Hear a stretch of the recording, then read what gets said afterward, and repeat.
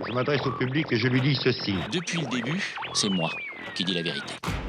Cette semaine, sous l'influence des préparatifs d'une hypothétique crue centenale, puisqu'un jour, la région parisienne va revivre une crue majeure. À moins que tout ne soit dû à l'ouverture de la pêche.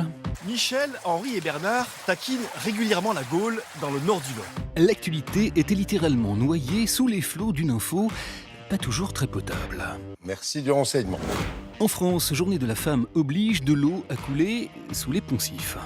Il n'y a plus de différence maintenant entre un homme et une femme. Submergés par des torrents de micro-trottoirs. Le problème, c'est qu'il y a une journée de la femme et 364 jours de l'homme. On aurait volontiers, tout comme Sandrine Bonner, appelé à jeter le bébé avec l'eau du bain.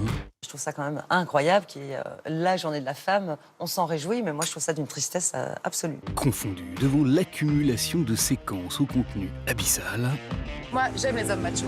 J'aimerais pas avoir un homme, tu vois, qui fasse des tâches féminines, choses comme ça. Non mais allô, quoi? Plus profond, nettement plus profond, les débordements de la police turque à l'encontre du quotidien Zaman. Hier soir, il a été investi sans ménagement par la police. Accusé de ne pas obéir aux injonctions d'Erdogan et d'être trop critique à l'égard du gouvernement, les journalistes du titre le plus lu en Turquie ont été aspergés de gaz lacrymogène. Ces journalistes n'ont qu'un seul remède un peu dérisoire, décideront qu'ils se passent de main en main pour ne pas avoir les yeux brûlés. Par des autorités qui n'ont plus qu'une seule idée fixe, leur mettre la tête sous l'eau. Les journalistes sont bannis des événements officiels. Le fisc s'est acharné contre le journal, qui a perdu bon nombre de contrats publicitaires. Turc, lui aussi, le photographe Bülent Kilic, lauréat du prix Pulitzer pour ses photos consacrées aux réfugiés. Et toi, tu veux aller où maintenant ?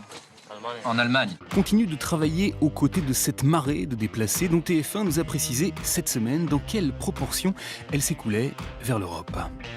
Au compte-gouttes, seules les familles irakiennes et syriennes sont autorisées à passer. Au chapitre politique et sur fond d'hostilité à la loi travail, le gouvernement risque désormais de boire le calice jusqu'à la lie.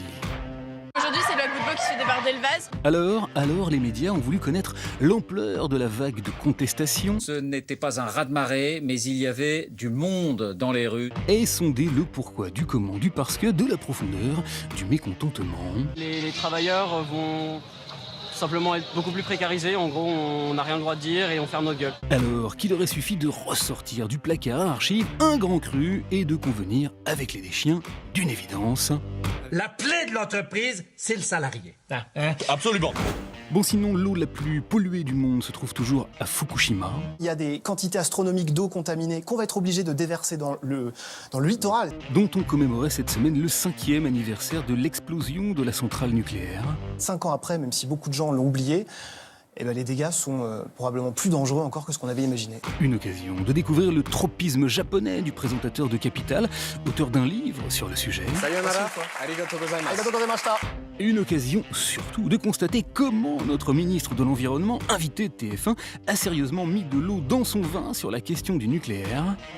Écoutez, on ne va pas fermer du jour au lendemain les centrales où alors il n'y a plus d'électricité, il n'y a plus d'usines qui fonctionnent. Est-ce que c'est cela qu'on veut? Non. Transformé en véritable message à caractère informatif. En ce moment, la passion numéro 1, c'est l'énergie nucléaire. Ségolène Royal a dû boire les paroles des pro-centrales pour les restituer aussi bien.